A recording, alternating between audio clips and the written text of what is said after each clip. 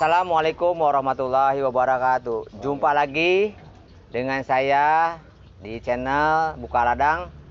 Kali ini saya berada di peternakan ikan lohan atau pembibitan ikan lohan yang dimiliki oleh Bapak siapa? Bapak Cimeng.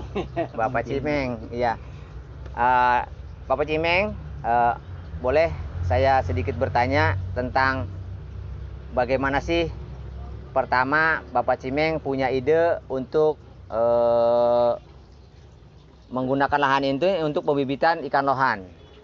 Ya, sebenarnya awal-awalnya karena keterbatasan lahan ya. Iya, iya. Yang pertama hobi juga. Yang Iya, pertama iya. kita hobi. Yang kedua ada lahan sempit. Bagaimana kita manfaatin lahan yang tidak memerlukan lahan yang luas, tapi bisa bermanfaat. Oh, iya, iya, iya. Makanya saya pilih ikan hias. Ikan hias itu ya tempatnya sih nggak begitu luas ya, tapi bisa produktif juga, bisa menghasilkan. Nah, ini saya lihat nih bahan-bahan untuk bikin kolamnya ini cukup sederhana ya. Dari apa nih dibuatnya Bang Cimeng deh? Ini dari peti buah. Peti buah ya? Ya, saya manfaatin peti buah yang berserakan. Biasanya di tukang buah kan banyak itu. Kebetulan saya juga usaha buah. Jadi banyak peti-peti yang gak berguna, saya manfaatin, saya bikin kolam seperti ini nih. Ya kawan, ini ternyata Bang Cimeng ini bikin kolamnya dari alat yang cukup sederhana, yaitu dari bekas peti buah dilapisi dengan plastik ya Bang Cimeng ya? Ya, plastik coran. Nah ini untuk ukuran seperti ini nih kira-kira berapa peti nih yang dipakai nih? Ini kita pakai minimal 8 peti ini. 8 peti? Yang kurang disambung-sambung gitu ya? Ya, disambung-sambung aja. Dibongkar, dicambung-cambung, Iya. baru dilapisin? Dilapisin kardus dulu, baru plastik. Oh, dalamnya ada kardus? Ada kardus. Oh, Kardus itu iya. buat menangkal kalau misalnya ada di luarnya ada yang tajam-tajam itu, jadi tidak bocor plastiknya. Oh gitu itu. Nah ini untuk air. Ini kira-kira berapa hari atau berapa minggu untuk diganti atau hanya nambahin aja? Kalau saya sih ini pribadi cukup nambahin aja ya, air saya nggak pernah ganti. Kalau untuk kotorannya saya filter. Saya filter? Oh pakai ini mesin ini ya? Pakai mesin itu ya. Mesin di bawah air itu ya? Iya. Nah ini untuk ini kawan, pemeliharaan sirkulasi air, Bang Cimeng hanya menambahkan setiap seminggu atau 2 minggu Bang Cimeng ya? Iya betul. Mengurangi kadar baunya atau kotorannya. Dan untuk memfilternya Bang Cimeng menggunakan mesin filter. Dan ini ada pohonan hidup ya. Iya. Ini buat apa Bang Cimeng ini? Ini buat pertama buat berteduh ikan ya, menghindari panas. Yang kedua buat apa? Buat nangkal kotoran-kotoran ikan, yang racun-racun ikan itu kotorannya kan amoniak itu. Amoniak, iya. Amoniak itu kemakan sama tumbuhan. Diserap sama tumbuhan ini. Buat menetralkan air lagi. Nah kawan-kawan, ternyata tumbuhan ini ada banyak gunanya ya untuk pertumbuhan ikan dan kebersihan air, terutama mengurangi karbon-karbon yang jelek ya, terutama amoniak ya. Amoniak, kotoran amoniak itu yang biasa menguap dan bisa merusak dan membuat penyakit untuk ikan. Nah Bang Cimeng, untuk pengawinan ikan sendiri nih, ngawininya di kolam sini apa di dalam akuarium? Di dalam akuarium, kita pakai sarana akuarium. Oh, nah kawan-kawan, cara mengawinkan ya ikan lohan ini ternyata bukan di kolam ini ya, tapi di dalam akuarium. Nah, ikan ini langsung dikawinkan atau bagaimana itu untuk ngawininya itu? Pertama kita jodohin dulu Bang. Dijodohin? Iya. Kayak orang juga. Ternyata dijodohkan dulu ya ikannya kawan-kawan. Kata Bang Cimeng ikannya dijodohkan, itu langsung disatuin atau gimana? Dipisah dulu. Dipisah? Oh disekat gitu kayak ikan cupang gitu ya? Iya disekat dulu. Oh disekat antara lakian. Kalau dia belum jodoh biasanya berantem. Oh. Untuk menghindari luka pada ikan tersebut, makanya kita sekat dulu. Nanti kalau misalnya dia sudah jodoh, jalan seiringan itu baru kita buka sekatannya. Oh ternyata nih kawan, mengawinkannya nggak bisa langsung ya, karena mereka harus adaptasi, harus saling kenal dulu seperti manusia juga ya.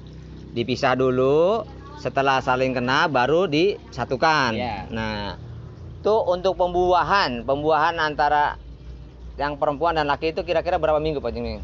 Itu kita perlu waktu seminggu sih. Seminggu, paling lama 2 minggu. Kalau memang ikan itu udah produktif, sudah siap untuk dipijahkan, biasanya tidak menunggu waktu yang lama. Oh gitu, langsung ditelur ya? Iya.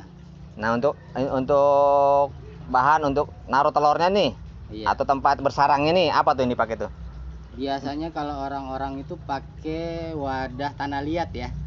Tanah liat yang berbentuk kayak semacam piring tapi dari tanah liat. Kalau saya pribadi, pengalaman saya kemarin itu saya pakai piring. Oh, ternyata kawan, media untuk menaruh atau bersarangnya telur ikan ini bisa digunakan melalui wadah kayak semacam piring ya. Iya, bisa dari tanah liat atau piring langsung ya. Iya, bisa langsung, ya. Nah itu perempuannya langsung ngebuahin di situ. Iya, biasanya kalau tanda-tanda perempuan mau bertelur, dia akan mengeluarkan tentakel gitu dari kemaluannya. Iya, kemaluannya dia atau tempat dia buang airnya itu keluar kira-kira setengah senti sampai 1 senti panjangnya, itu tanda dia udah mau bertelur. Oh gitu. Jadi tinggal kita kasih wadahnya aja piring itu. Oh, nanti langsung dibuahin gitu ya? Nanti akan dia bertelur di iya, wadah tersebut. Nah untuk lakiannya langsung buahinnya nanti setelah dia bertelur pasti si pejantan akan buahin itu. Oh langsung. Iya. Kalau pejantannya itu biasanya menyemproti sperma itu telurnya. Telurnya langsung. Nah dari mulai bertelur sampai jadi apa, burayak namanya ya? Iya, burayak. Anak-anak ikan itu berapa hari itu? Itu dari proses bertelurnya itu setelah dibuahin itu 2 hari sampai 3 hari akan ada tanda-tanda kehidupan dah tuh. Oh, mulai itu? Iya. Biasanya kalau saya pribadi itu tanda-tanda udah ada tanda-tanda kehidupan itu 2 indukannya itu saya angkat, kalau enggak telurnya yang saya angkat saya pindahin ke wadah yang kosong. Oh, antara telur dan indukan dipisah? Iya, dipisah. Oh ya, kawan-kawan, setelah istilahnya telur terbuahi dan mulai ada goyang-goyang seperti ada kehidupan, ternyata indukan dan telur itu dipisahkan ya Bang Jim ya? Iya. Dipisahkan. Nah, indukannya telurnya yang dipisahkan. Nah, untuk makanannya itu untuk anak-anaknya itu? Biasa kita pakai artemia. Artemia tuh apa tuh? Artemia itu sejenis telur udang. Telur udang. Jadi telur udang itu kita tetesin sendiri pakai. Oh, ditetesin lagi? Iya, kita tetesin sendiri itu pakai air asin. Jadi kita pakai air biasa. Air garam, dikasih garam. Air biasa kita pakai garam ikan, kalau nggak ada garam ikan, garam dapur nggak apa-apa. Sampai kita campur, terusnya bawahnya kita kasih aerator, gelembung udara itu yang. Nah, kita udah setelah kasih itu, baru kita masukin telurnya tuh. Oh, gitu. Dalam 24 jam dia akan netes sendiri. Netes sendiri ya. Baru setelah netes dikasih kempan ke ikan, lohan. Iya, burayak itu. Itu sampai umur berapa tuh? Itu sampai umuran sebulan lah. Sebulan dikasih bisa 2 minggu dari bisa. Telur udang itu? Iya. Tapi biasanya saya pribadi itu sampai umuran 2 minggu. Oh, ternyata dikasih empan telur udang itu artemia itu sampai 2 minggu. 2 minggu. Biasa kalau misalnya nggak ada susah artemia, saya juga kadang-kadang beli kutu air. Kalau kutu air nyari. Oh, yang di kolam-kolam yang itu yang kosong itu yang kayak kutu ya? Iya. Yang nyarinya pagi itu ya. Bentuknya merah. Merah itu. Iya. Nah, setelah makan itu kan agak besar nih. Empahnya apa lagi nih? Saya kasih cacing sutra. Cacing sutra. Atau cacing rambut. Iya. Itu beli ada di pasar? Beli. Banyak? Di pasar ada, kita mau nyari kebutuhan di wilayah saya juga banyak. Ada juga gitu kalau nyari sendiri. Nah, selanjutnya baru pelet atau apa tuh? Setelah berapa bulan? Selanjutnya untuk pembesaran? Kita pelet umuran 2 bulan, 1,5 bulan itu udah saya kasih pelet yang halus. Pelet udang. Nah, biasanya kan kalau anak-anak ikan ini Bang Dimeng ini suka ada penyakit. Itu pakai apa tuh untuk ngobatinya tuh? Saya tuh biasa pakai air ketapang, kalau enggak metalin blue. Metalin blue tuh obat beli pasar. Iya, beli di toko-toko ikan tuh ada cairan biru. Kayak istilahnya betadin ya itu. Iya, kita tapi warna biru gitu ya. Blue apa namanya? Metalin blue. Metalin blue. Nah, kalau daun ketapang langsung dimasukin aja Pak dimasukin daun ketapangnya bisa kita olah dulu bisa. Maksudnya kita olah itu daun ketapang itu kita siapin wadah di ember atau di bak dulu, kita rendam di situ dengan air biasa. setelah airnya berubah baru kita masukin. Oh, oke, teman-teman. Itu tadi keterangan Bang Cimeng tentang dari pertama bikin kolam ya Bang Cimeng ya. Iya. Ngawinin ikan lohannya, terus bagaimana ngasih umpan untuk ikan-ikan yang masih kecil. Nah, selanjutnya Bang Cimeng, ini ikan itu bisa dipasarkan tuh umur berapa bulan itu? Sebenarnya tergantung permintaan pasar ya. Oh, itu tergantung permintaan pasar. Tergantung permintaan pasar. Tapi kalau kita pribadi itu umuran sebulan setengah. Sebulan setengah udah bisa. Nah, kira-kira berapa tuh yang? Sebulan setengah kayaknya ukuran 1 jari. Satu jari ya? Iya. Itu udah bisa dipasarin. Udah bisa dipasarin. Oh. Tergantung permintaan Iya, pasar. iya. Jadi beda ukuran, beda harga gitu. Iya, betul. Oh, beda harga. Nah, ini ikan lohan tuh sekarang dulu ya pernah booming ya. Tahun dulu atau kapan saya juga pernah dengar dan pernah ngerasain juga. Nah, itu untuk harga stabil nggak untuk sekarang nih? Kalau untuk harga saya lihat lumayan bagus ya. Bagus ya? Untuk sekarang ini kayaknya lohan itu banyak diminati lagi sama masyarakat. Iya. Ternyata kawan-kawan, harga ikan lohan itu cukup menggiurkan, kata Bang Cimeng. Itu bisa untuk menambah penghasilan kita. Nah, permintaan ini perorangan atau partai Bang Cimeng? Biasanya saya jalani sekarang itu permintaan sih. Permintaan perorangan apa? Perorangan. Per ekor gitu apa? Per ekor, iya. Oh, gitu itu. Dan tercukupi nih suplainya? Tercukupi ya. Nah, sekali netes ini Bang Cimeng berapa ratus ekor nih satu indukan ini? Satu indukan itu kalau indukan jantannya buahin semua bisa jadi ribuan sih. Wah, banyak juga ya. Bisa jadi ribuan. Hasilnya lumayan juga ya. Iya, kalau udah namanya kita bicara kehidupan pasti ada yang mati. Iya, itu sih otomatis ya. Iya, tapi minimal setengahnya hidup ya. Iya. Minimal setengahnya itu bisa menghasilkan penghasilan tambahan ya Bang Cimeng ya. Nah, kawan-kawan, apa yang Bang Cimeng ini sampaikan ternyata ikan lohan itu sangat menggiurkan dan masih bisa menambah penghasilan keluarga. Nah, Bang Cimeng, selain lohan ada ikan lain di sini nih? Ya paling cupang ya. Cupang. Iya. Ada cupang juga. Tadinya di sini ada barbir, ada komet. Itu yang saya budidayakan tuh komet, barbir, gepi. Oh, tapi yang lebih menguntungkan lohan ini ya? Saya lihat dari pangsa jualnya dengan waktu misalnya sebulan itu harga dari ikan yang lainnya ternyata ikan lohan dan ikan cupang cukup lumayan ya harganya. Cukup menarik ya bagi saya. Iya.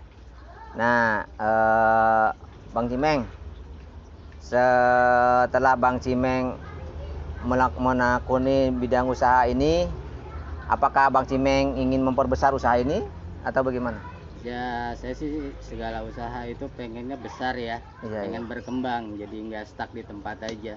Iya. Jadi ini bisa buat motivasi teman-teman ya yang ingin berbuat usaha atau berwira swasta, bisa meniru Bang Cimeng dengan lahan yang segini terbatasnya, bisa menghasilkan penghasilan untuk menambah penghasilan keluarga. Nah, Bang Cimeng, saya mengucapkan banyak terima kasih ya. Mungkin saya pengen ngeliat nih ya ikan-ikan dari ukuran-ukurannya. Boleh Bang Cimeng ya? Silakan Bang, silakan.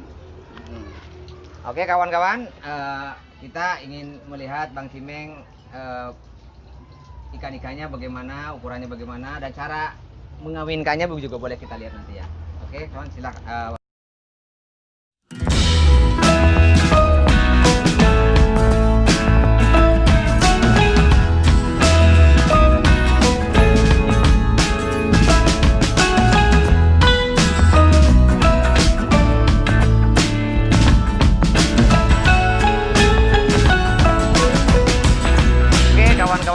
Tadi kita telah sama-sama mendengar dan melihat ulasan dari Bang Cimeng bagaimana Bang Cimeng berternak ikan lohan. Nah, kita sama-sama mendengar dari mulai mengawinkan, memelihara yang kecilnya sampai siap jual.